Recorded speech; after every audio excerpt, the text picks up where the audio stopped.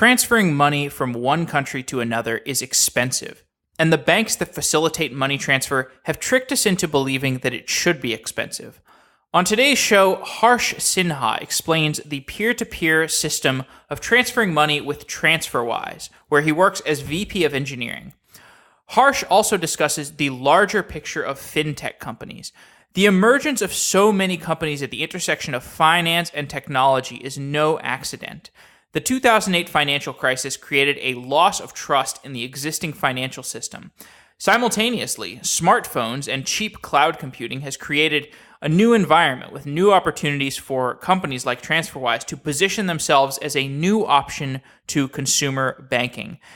And speaking of finance, if you're interested in showing some appreciation of Software Engineering Daily and having your company sponsor it, I am looking for sponsors for Q3, so maybe you can forward an episode or two to your marketing department and tell them how good of an opportunity this is. And if you enjoy the episode, please share it on Facebook or Twitter. Attention to the show grows by word of mouth. And if you have questions about the show, or you just want to send me an email and say hi and tell me what you think of the show, what you like, what you hate, please send me an email. Some of the best changes to the show have come from listener feedback, particularly the negative, critical feedback. If you listen to the show, but you have some strong negative feedback, I would love to hear it. And after a message from today's sponsor, we will get to this episode, Peer-to-Peer Money Transfer with TransferWise's Harsh Sinha.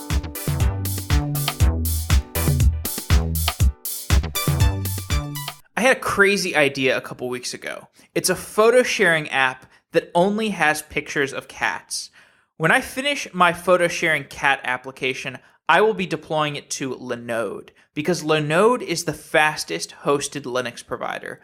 I don't want to get locked into a proprietary platform that's going to overcharge me as soon as my app gets popular. I just want a fast Linux server with simple pricing. Go to linode.com/sedaily and get $20 in free credit today. Plans start at $10 a month, so my free $20 will be plenty to launch my cat photo sharing app. Once I need to scale, I can use tools like node balancers and backups, and Linode has built-in dashboarding and metrics so that I can see the traffic to my Linode servers, and I can understand how many of my users are posting cat pictures and looking at each other's cat pictures. Go to linode.com/sedaily and get $20 in free credit today. The plans start at $10 a month, so it's a great deal. Thanks to Linode for sponsoring Software Engineering Daily. Now let's get on to this episode.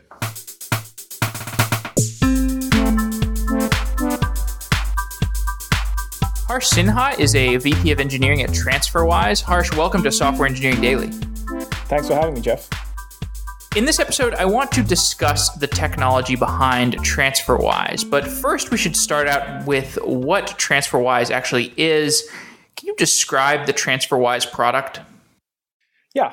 So TransferWise is an international money transfer product. So what we basically do is allow customers who are trying to send money across borders. So let's take an example of you are sitting in the United States and you have USD and you are going to travel to, say, Paris for the summer. And you have a friend who is on the other side who you could get some funds to, or you want to pay your friends for a trip that you guys are taking together, and one of your friends lives in France. So how do you send money from USD to euros, which would be in France? Usually, people would go to a bank and tell the bank that they want to send these funds, $1,000 into euros. And that's where the trouble starts, where you get a lot of fees, and the exchange rate that you get is very non-transparent. You don't know actually what the real exchange rate is. So TransferWise basically makes that whole exchange much more seamless, at a faster speed, cheaper price, convenient, and we're looking at expanding more and more, so covering more and more currencies. So basically providing you the cheapest, fastest way to transfer money abroad. Historically, why have financial transfers been so expensive? I mean, if I just want to transfer euros to rupees, shouldn't I just be able to get the normal exchange rate and have that happen naturally? Why is it so expensive to do that? Yeah, it's a very good question. So, there's multiple things to this. If you think about back in the day, how money transfer would work, I mean, one of the biggest examples, or the big examples, would be Western Union, right? So it was a money transfer company, but when it started off, basically what they would do is they had a telegraph system that they would use to basically, and had different locations where they would have money. And you would go into a Western Union location, like you would do today even, and basically give money on one side, and then on the other side, they would communicate to Telegraph and send information on the other side to say, Jeff wants to send money to Harsh. Harsh is sitting in Europe. Jeff is sitting in the US. Jeff has just paid me 1,000 USD. And after the fees and after all the exchange rate multiplication that they would do, they would say, please pay out Harsh Sinha, 950 euros, for example. And then I would show up on the other side and take the money after showing some ID. So the whole risk of this system working was based on, one, it was innovation at that time. So they were a network that was providing the service, so they could charge for it and charge more for it. People didn't have a lot of options to move money, so they would use this. And when you have a monopoly in a way, then people could charge more.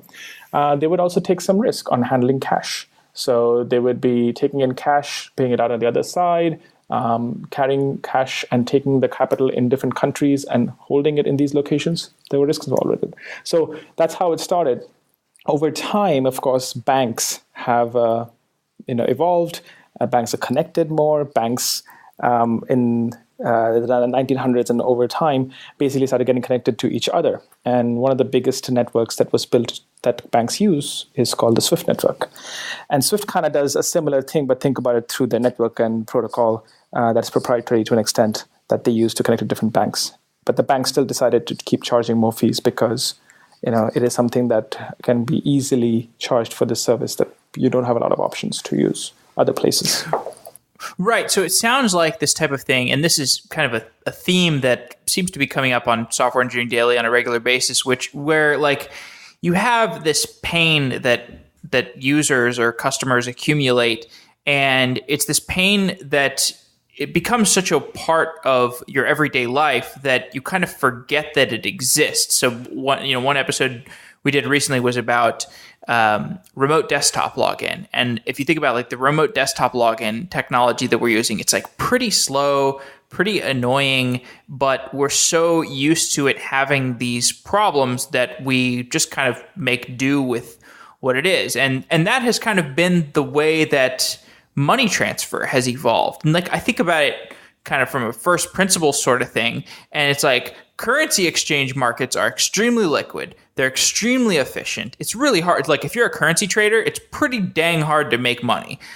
And so like, the fees that these banks are charging on top of these, money transfer from one currency to another, they're kind of audacious. Why has it taken a really long time for somebody to innovate around this? I mean, we've had the intersection of banking and technology for a while. Has something changed recently where, you start to hear about all these FinTech companies, but has there been some sort of fundamental change in the market, or what exactly is going on? Yeah, that's a very good question. There's a lot in there, actually. So, let's take the currencies market, the thing that you talked about, right? So actually, if you look at it historically, the currencies market, you made a comment about how making money as an FX trader is pretty hard. While it's true, the number of FX traders in the world are there's a handful of them, right? And they're in the market and they understand how the market works to an extent. But if you think about the average consumer, for them, the currency market is actually a pretty big black box. So let's compare the currency market to, say, the equities market, right? If you wanted to go buy a stock of, say, Google today, you would go Google it, and you would see what the current price is on the stock exchange. Right now, you can go and Google the conversion or exchange rate for 1 GBP to euro, and you will get one number. And when you go and possibly call your bank and ask them to give you a rate, you will get a different number. You could also call your bank again and get another person on the phone and tell them that you're going to move $60 million and you'll get a different number.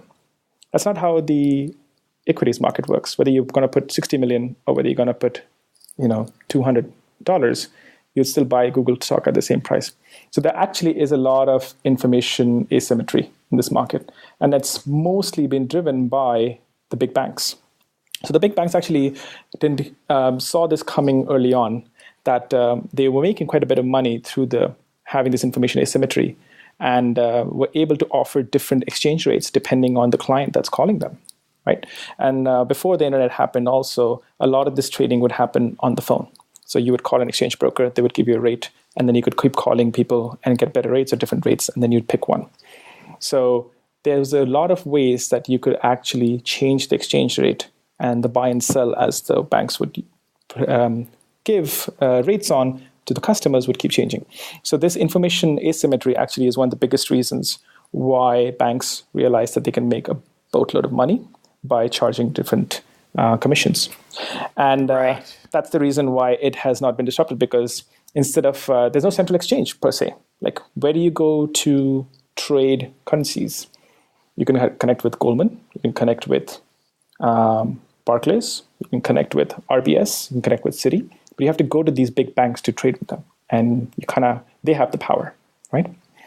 Now, the second part of your question was, what is changing? So you talked about FinTech. Look, what is happening? Why do we suddenly have FinTech companies coming along? So there's a few things. One of the things that happened was the 2008 global financial crisis, right? So that kind of shed a lot of light on the banks and how they were losing a trust, like banks going down. Across the US, Europe, people started seeing the banks in a bad light, to see how much money they were making and how much money the CEOs were making, while people were not making 1% of what the other guys were making in the banks. So there's a loss of trust, which has opened up the consumer's mind to think about banking in a little different way, and not always think about them as providing a service at a fair price. So there's a consumer appetite to possibly change their banking providers and look at different options. The other bit is even the regulators, especially in some markets like Europe, where you're seeing quite a bit of disruption in financial markets and FinTech. The regulators are trying to make it a more fair playing game.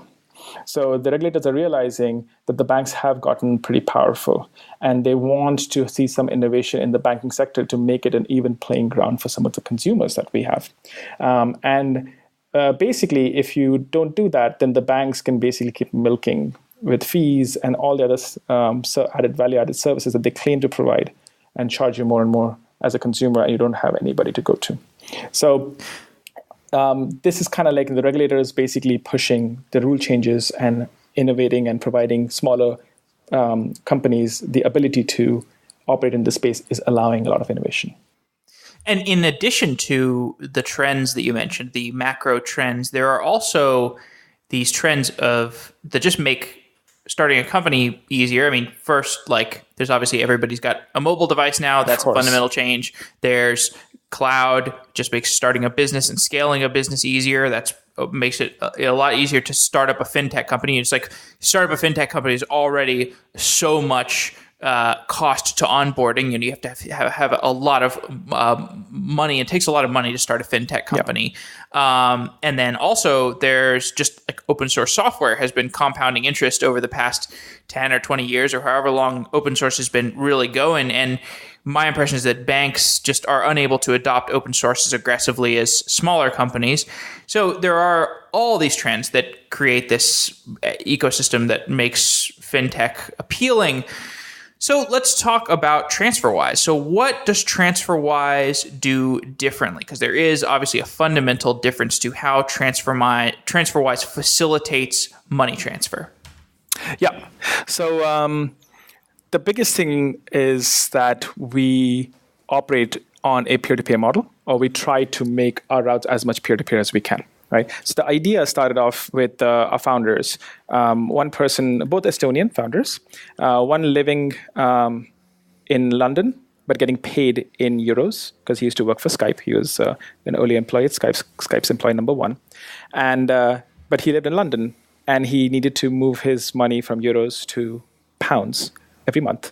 And then the other founder, Christo, who lived also in London, but had a mortgage to pay in Estonia in euros, and he got paid in GBP, in pounds. So they would both go to the bank every month, and they would both kind of come back feeling marginalized or gypped, because they would be like, I'm not sure I got the best exchange rate, because that's not what was showing up online. And also I got charged all these fees.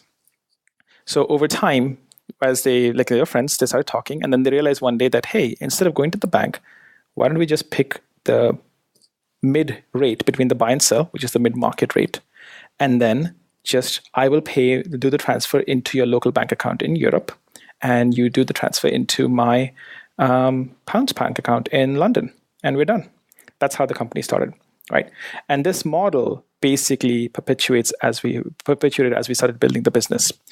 The idea is that we integrate into local banking systems and local bank accounts across the world. And then when we have routes that we run, so let's say we are running US, somebody comes in and says, I want to transfer 1,000 USD to British pounds. We will try and find customers. Now, I'm putting this a little crudely, but we'll try and find customers who are moving money the other way. And basically, money doesn't have to cross borders, but we basically use the local bank system to be able to do the transaction. And us sitting on the internet, seeing both sides of the transaction, we can settle within us. So it is this. It's actually this incredibly kind of simple revelation, and it's very interesting that it just started as just these two guys that had a peer-to-peer transfer that aligned well, and then it actually scales to a bigger model. So TransferWise maintains accounts in all these different countries where money needs to be transferred between. And instead of money actually being sent between these countries, TransferWise just keeps track of the ledger of people who want to send money between the countries. And TransferWise can just transfer the money between an individual and the local bank accounts where they need money transferred to and from. Is that correct? Yes. Okay. So are there any countries in which this system does not work? Yeah. So we have what we call bidirectional routes or full peer-to-peer. So that would be, you can send money to United States and from United States to British pounds in the UK and from. But then we have some one-direction routes. So for example, right now, if you want to send money to India using TransferWise, you can do that. But we cannot send money from India using TransferWise because there are different regulations for that. So taking money out of a country can have very different regulations than sending money to a country. So this varies from country to country. So in this way, we use the more traditional model where other banks or even other money transmitters would use, where we would actually fund that account, and we would be the market maker, as I would imagine, as I would describe. So instead of finding somebody moving money from India out into US, we would fund that transfer. So there's also the scenario where you have two markets where the flow of currency between the two markets is not equal. So there might be, maybe you're talking about, so British pounds flowing into euros, for example, those that's going to be like kind of equal. Like British pounds are going to flow into euros are going to flow into British pounds, kind of equal. So TransferWise is, it's not difficult to make it work for that scenario. But there are situations where there's less of an equilibrium. Like you can think of remittance type of markets where, maybe US dollars flowing into flowing back into some country where remittance is being paid, like some immigrant is sending money back to their native country and money is not coming back in the opposite direction at the same rate. So you can imagine the accounts that TransferWise maintains in these specific countries where there's a lot of remittance payment coming in but not a lot of payment coming out. You can imagine there an imbalance being created. So how do you deal with that imbalance type of exchange situation? Yeah. So it's basically we become the market maker. So if there's an imbalance, let's take the example that you gave. Let's take actually Australia, right? So there's more money coming. Possibly there could be more money going into Australia than coming out of Australia, right? From say British pounds. So all the money that is coming from Australia into England, we can match because we have almost 5% market share in the UK. So we have way more British pounds that we can match in our customer pool of money that has been provided to us that we can match on the incoming route. But on the outgoing, we will have to buy some Australian dollars. So TransferWise would again do a liquidity move or basically go and buy and become the provider for the other side of the peer-to-peer system. So we would basically pay out ourselves. So we would match whatever we can with those customers who have already provided us Australian dollars. The rest we would fund. And the beauty of the system is that it varies from being a traditional system to a more peer-to-peer model as more people come onto the platform, right? So as more people join TransferWise in Australia and more people use us, we become more peer-to-peer. That means our costs go down more. That means our speed increases faster. So the more people who join this platform, the better the system gets for every additional user who joins. So now that listeners have an idea for what TransferWise does, kind of the problems that you're dealing with, let's talk about the technology. TransferWise has been around since 2011, so it's 5 years old. Yep. What did the technology stack look like when TransferWise first got started and first launched? Yeah. So like any other startup, and especially in startups in the last 5 to 7 years, one of our founders, Christo, he wrote the initial code base and basically using the lean methodology, MVP to everything, right? So the initial TransferWise setup or the technology was nothing but an Excel spreadsheet. We put up a form on the web, and we described the idea of how this works, and we talked about the product. But in the back end, it was basically, transfers coming into a bank account. We had bank account set up, but then basically saying from GBP to Euro, we can move money faster and cheaper than anybody else. We'll give you the mid-market rate, and this is the product. And we got some press. And I think on the first transfer was for £2,000, which you have to pause and think about it. A no-name company started up on the internet is talking about being a financial company, taking your money and will move it to euros and is promising you a mid-market rate.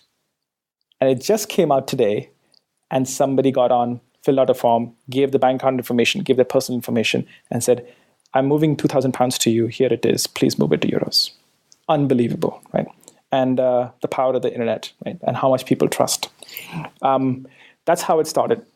From then on, of course, that's they started getting more and more orders or transfers created. And they said, all right, we actually have the MVP is working. We should put a system behind it and start building the code base.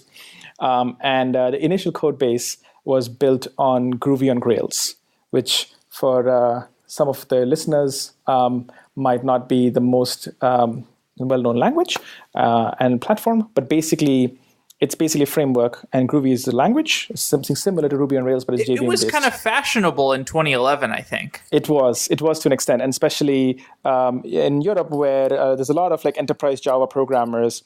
Groovy definitely has, being a JVM-based language, has some similar syntax and similar principles. So it was easy to switch to and use, and easy to basically use the framework to get a website up. So that's how it started. Sorry, go ahead. So did you have to integrate, as you started building out that backend, did you have to start to integrate with all these different international banks, or is there some unified API for dealing with the banking system? Oh, I wish there was a unified API to deal with the banking system. Well, if there was, then maybe we wouldn't exist. There's a unified API. It's called Swift, which all the banks have connected to, a lot of the banks. And Swift is very expensive and very complicated to use for most customers. So the idea is that we are connecting to the local banking system in each country. So they completely vary. With some integrations, we have some APIs. Even till this date, some banks have APIs.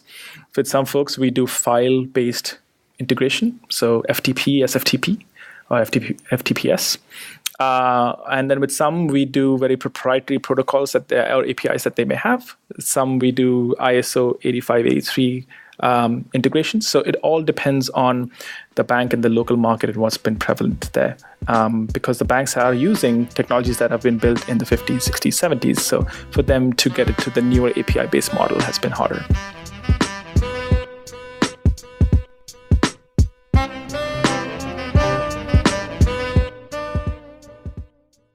Software engineers are always looking to automate their work. Software automation lets us get more done with the same number of resources. Investment automation works the same way. Wealthfront is an automated investment service that relies solely on software to acquire and manage client accounts. Traditional investment services have many humans in the loop, advising clients and taking fees. The problem with these older advisory services is that the advice that these services are applying is often so systematic that a computer could give the same answer, or an even better answer. Wealthfront takes a new approach with software-driven automated investment that provides better returns through software engineering. Go to wealthfront.com/SE daily to get a special offer for our listeners. $15,000 managed for free when you open your account.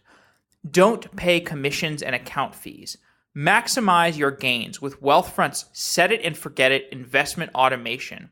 Check out wealthfront.com/SE daily. It would support Software Engineering Daily, and it would also introduce you to the world of automated investment, so you can see if you like it or not. Wealthfront.com/SE daily. Thanks to Wealthfront for sponsoring the show. You've been a loyal sponsor, and we really appreciate it. Now let's get on with the show.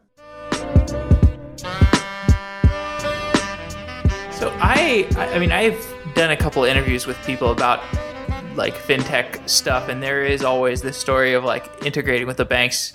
It tends to be like you're dealing with older technology a lot of times because these are older companies. Like I remember doing a show about Ripple, and Ripple is this cryptocurrency system, and it's just funny seeing like the cryptocurrency system contrast with the systems that it has to integrate with that are doing FTP to manage the money transfer. So what are some of the difficulties to that integration process? Do you have to like spend a lot of time communicating with the support engineers at these banks, or I don't know, tell me about that process of integrating with banks? Yeah, I mean, it again varies. So definitely you spend time trying to read or understand how to integrate.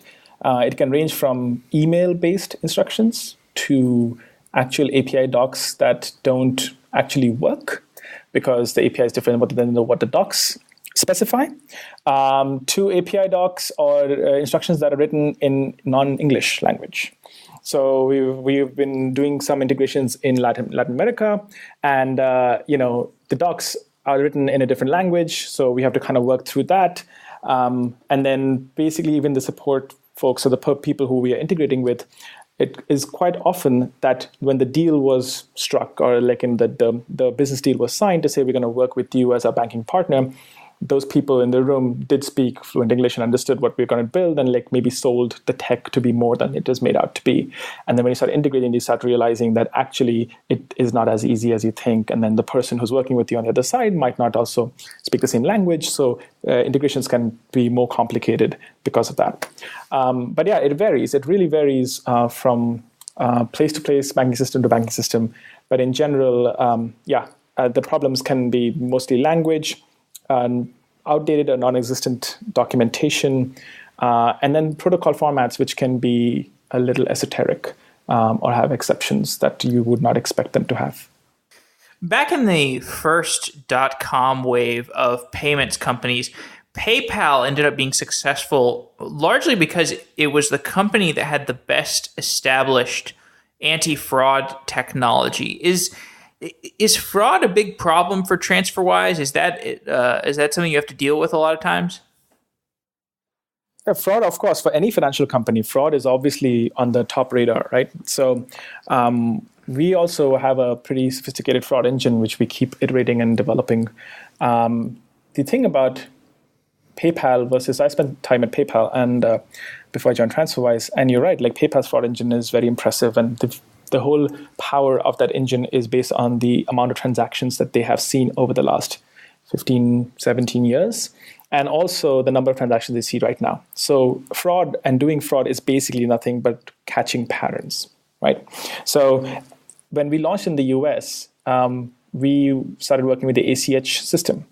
So the ACH banking system has some very interesting rules around how long you have after a transaction has been done and money has been taken out of your bank account, how long you have before you can actually claim what we call a chargeback. So in most banking systems in the world, it could be a few days. In ACH, you can be up to 60 days, actually. If you could call your bank has to legally reverse a transaction, right? I mean, there's some paperwork around it, and you have to explain what happened, or you lost somebody hacked your account. It depends on bank to bank, but in general, that could happen. So, there could be customers who would not see if there's been fraud through their account happening for a long time, and we could still be hit. So you can't deem a transaction to be done within 60 days, which is kind of crazy if you think about it. So our fraud engine takes all this into account. So when we look at patterns that are coming through as a transaction flowing through our system, we look at a lot of things around, of course, where you're logging in from, IP-based stuff, but we also look at a lot of different patterns, and it's kind of like playing cat and mouse, right? So fraudsters figure out new ways to do fraud, and then you figure out a pattern, and then you learn from it, and then you block it, and that's how it works. And we also implement machine learning algorithms and compare human versus machine learning accuracy, and then use the algorithms in different ways. What's the workflow for a machine learning expert or a data science team that is working on anti-fraud measures, and how much does that type of team have to interact with other teams? Because I mean, we did some shows about data science a while ago, and it was very interesting because a lot of times there would be the situation where data scientists and machine learning people have to spend some time making a model, and then they make this model, and then you throw this model over the wall, and the other developers have to integrate that model into the actual workflow of how production stuff gets processed, and that handoff can sometimes be more difficult than it would seem like from the outside. Yeah. So it depends on the kind of product you're building, right? So if you're using machine learning to do, say, a recommendation engine or preferences, I think that's kind of a different model than what you would see in financials. I would imagine, I mean, this is actually, I know, working in two financial companies, that's kind of how most financial operations work, is the fraud team has the luxury of actually collecting a lot of data from a lot of different teams, right? So let's take an example that you're the team that maintains the website, and you're giving some login information, IP information, and collecting certain browser information on the customer. And basically, the fraud team will provide you some kind of SDK or an API to provide this data dump. And there's a stream of data coming into their system, which they can collect. And they can collect this from all the different teams and all the different experiences that we're building, which touch the customer. And same thing for mobile. And then basically, then you bring it in, and then you build your models, and you crunch the data. And then based on that, you hone your models. So actually, the workflow, I believe, is not very, I mean, it's collaborative, of course, because you have to get the other teams to get you this data, and you have to write the APIs or the SDKs to make sure that they have an easy way to send you this data. But it's a lot of like, stream the data to me. I'm going to release, it's a lot of reads coming in. And then basically based on that, writes coming in, and based on that, building a model. And then after that, it's basically using human judgment and machine learning and tuning the algorithms. So we would always, we work in a place where, we have transaction sizes which can be pretty big. So I wouldn't want to be in a place where we're moving millions and millions of dollars and we have no humans looking at the transaction, maybe one day, but not right now. So we would have machine learning and humans, but machine learning augments humans. So that way, what we do is like the analysts are looking at more complex stuff, and machine learning is catching the simpler stuff easily. And over time, it's learning but the input that the humans are giving. And then you have a training set. I mean, just like any other machine learning algorithms that you must have talked through, a training set and then a test, and then you see how that prediction works. So I mentioned that Ripple episode a little bit earlier, and I think Ripple is this kind of interesting system. It's not peer-to-peer, but it is based on the same trust network kind of thing that we're discussing here that you kind of mentioned was so important to PayPal's anti-fraud mechanisms. I think of this trust network is also crucial to I think how Facebook is going to be thinking of payments and loan systems in the future when they become a bank or whatever the heck they're becoming. So what do you think of these more futuristic systems like Ripple and Ethereum, maybe Bitcoin? I don't know, this cryptocurrency space. And when is this space going to begin to overlap more with the more everyday type of currency exchange system that TransferWise plays in? Yeah, so I think there's some very interesting work going on in crypto. More around the technology, especially I've only looked at Ripple so much, but if you look at Bitcoin and the underlying blockchain implementation, basically having the distributed ledger system where you don't have one central place where transactions are logged, so you can actually trust the network, and the network, every node in the network helps you determine that this transaction is unique, it is actually non-fraudulent, and once it's done, it's done. I think it's very, very it's basically something that you could only do on the internet. So it's great because this needed the internet to be evolved to a certain stage like it is now to be able to have this. But also it reduces the centralized banking infrastructure requirements, right? So you're, again, replacing stuff like the SWIFT network with, the Bitcoin network or the blockchain or Ripple. And I think there is definitely use cases where if I were to think about, say, certain countries where adoption of payment currencies will happen or payment new protocols would happen because the economy or the political regime isn't that stable, then it's better for you to actually not work or operate in your local currency, but actually work in a store your money or assets in a currency which is more global. And you cannot buy USD, then this could be something that you could use. And people are doing that. Some people in China are actually still buying Bitcoins and storing their wealth there. Now, of course, this network also has, like Bitcoin has shown, there's a lot of manipulation, a lot of buying and selling, and that's not foolproof from a perspective of hype and how the Bitcoin valuation changes. I do think that there is definitely some value here. I think that it remains to be seen how it gains mainstream adoption. I think there are banks that are looking at blockchain for their own ledger systems as they start starting to think about upgrading their technology.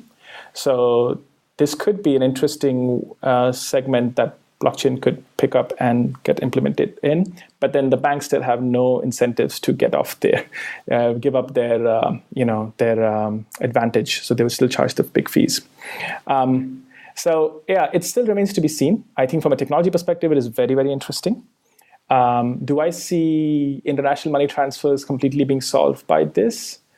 I don't know. I think until we have vested interest to have a currency for every country, which is not just driven by people's wish, but also driven by a lot of political incentives and also wanting to keep markets separate. Currencies will exist till the day borders exist, right? So till the day immigrations exist, currencies will exist to a large extent. So it remains to be seen how we can take the internet age can take the step and get up to using a global currency. Well, and one thing that I think is interesting that all this cryptocurrency stuff and FinTech as well has sparked is this discussion of what money actually is. And when you talk to people about money and you ask them, so what is this? What actually is this? You can get to this very emotional discussion because it's almost like asking somebody what is God? What is money? Is it debt? Is it your belief in the value of the country that the money is coming from? Or if I have money in my Starbucks account, what is that a statement about how valuable Starbucks is and how the value of coffee is going to change in the future? So, maybe this is getting a little too fanciful, but what is your impression? Given that you've spent time at PayPal and now you're spending time at TransferWise, you must think a lot about what money actually is at its core. So have you come to any revelations about what money actually means? Oh, man. Very interesting question. Too deep? Is this out of your pay grade? It's deep. I mean, I think about it from a perspective of, it's storage of value, right? It is storage of value, I would think, from an engineering perspective in simple terms, for a unit of work. At the unit of work I do, gives me some, I put in some value into doing that work that hopefully is moving something in the world to then give me some return for that effort, which then I can use to, live off stuff like paying my rent or buying stuff to feed myself, right? So it's storage of value. And what is money from a perspective? I would say, what is currency, and does currency need to be different and so different? I think the currency is a representation of the economic structure of the country that it represents, more or less, or the region it represents. And the belief that the people have that economic structure or that the economic situation in that country will remain to be the same or grow or diminish. Okay, so obviously we've gotten pretty far from like the world of software engineering. So as we begin to, I guess, wrap up a little bit in the last 10, 15 minutes, I do want to discuss some of what the stack at TransferWise looks like today. So I read a post from 2016 by a TransferWise engineer where he discussed that the company is rebuilding the product from scratch, or maybe the rebuild has been finished. And I get the sense that there was like some technical debt that had accumulated. Can you give me a picture for how the product has been rewritten internally? Have you broken into microservices? Are you using like a container management system? Just give me an idea of what the back end looks like today and how that rewrite process has proceeded. Yeah, I'll have to find the blog post in general, but I think you might be referring to a blog post around rebuilding software is inevitable. That's right. Yeah, okay, cool. So actually, just to be clear, every company and every like in a stack as it evolves, there will be some technical debt. I would like not to call it technical debt, but actually, you're smarter now than you were before because now you know more use cases and your business has evolved. We're not doing a big bang rebuild or like we are re-architecting TransferWise. That's not how we work. So basically, the idea is this: as I said before, the first technology stack was Groovy and Grails. And so you're like, easy to iterate, easy to get a website up. And we were able to scale that system quite a bit to do quite a bit of transactions. And we still have a monolith in Groovy and Grails, which is a big part of our system.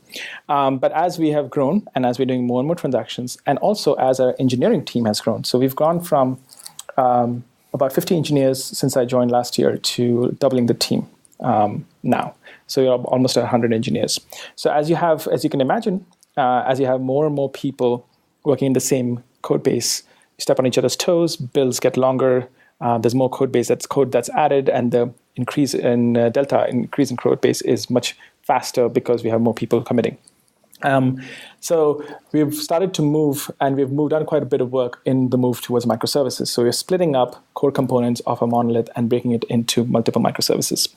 And our journey is ongoing. We've done quite a bit of work last year. And then we have this year going through this whole transition. So we hope that the monolith will be very small by the end of this year.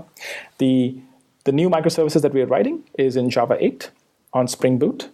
And then obviously we're also adding new technologies for communication between the services. So we are using a messaging bus infrastructure, and like also deployments changing. Previously it was easier to deploy a monolith. Now with so many microservices, we are looking at containers. We're looking at Docker.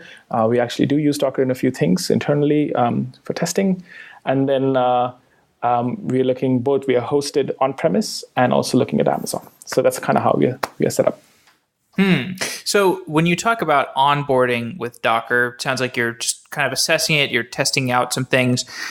I assume you want to integrate it into more production, more of your architecture and your workflow. How is that? What's your plan for that onboarding process? Or like, how are you trying to, like, are you thinking in terms of like, whenever you're spinning off a microservice, you start to test that in Docker, and I don't know. Give me an idea for how you're onboarding with Docker. I mean, yeah, that's the idea, right? So like, can we spin up instances, especially for test. So can we spin up, if I am writing some code on my service and I need a environment to run my tests through, or have a dependency, can I spin up a Docker image, Docker container with the other dependencies that I need? Right, that's one use case we can have. Also looking at production to see, can we club services together, or can we actually put stuff inside the container so it's easier to deploy?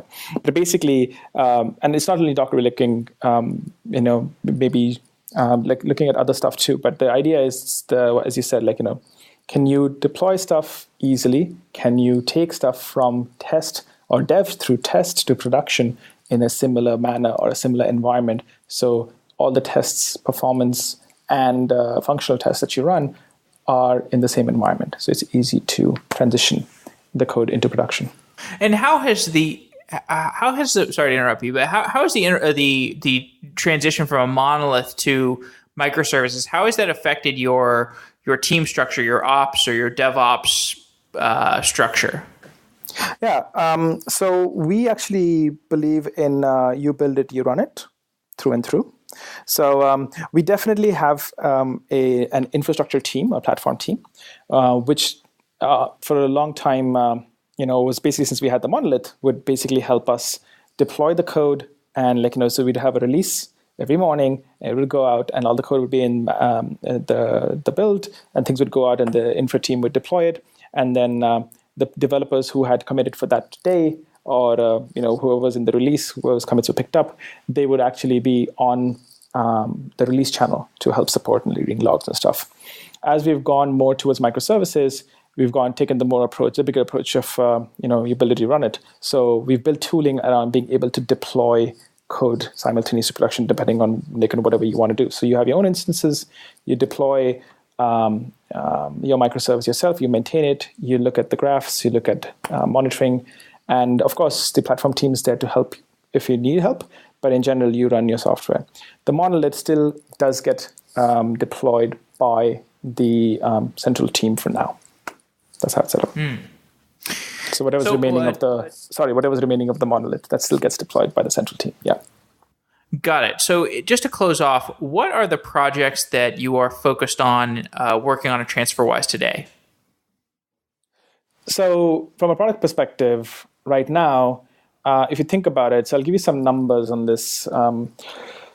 In 2015, end of 2015, McKinsey had a report which said that by 2018, I believe, 2018, the money transfer, consumer money transfer business for banks and the revenue that they would be getting from it would be close to $300 billion, right? That's how big the pie is in the world for this right now, in the next 3 years, for the revenue that people are making from consumer business. And this is basically how high the fees are from what the banks are charging customers. And we believe that we can definitely have a bigger impact in the world by just reaching every corner of the globe with our product. So we're right now in about 60 countries with 24 currencies supported. And we have a lot of the globe more to cover. So our biggest thing is to expand into newer countries and build newer routes, and also get to corners of the planet where there aren't very good solutions on money transfer. Even the banks maybe not the best solutions out there because they're not connected to the global network like Swift and stuff. So expansion is definitely the biggest thing. And we're also looking at some other interesting products. Can't talk about it per se right now, but in general, looking at what else our customers are looking for when they're looking to do international money transfer or access their money across the planet. So that's kind of... And that's great. I think all this fintech stuff is so awesome. It's going to be so impactful on how humanity operates. Just because as we've seen, when you reduce the cost of something that is fundamentally important, like computing or energy or food, it has ripple effects that compound throughout the economy. And when you take out this $300 billion tax on transferring money, that is harming, it's creating friction between individuals. It's going to just improve commerce. It's going to compound in ways that we won't expect. And TransferWise is obviously at the center of that type of transformation. So Harsh, I want to thank you for coming on the show. This has been a great conversation. I know you've come on in the evening when it's somewhat inconvenient for you, but I really appreciate you making time to come on the show. So thank you so much. Thanks so much, Jeff. Thanks for having me. It's been great, and hope your audience likes what we talked about today.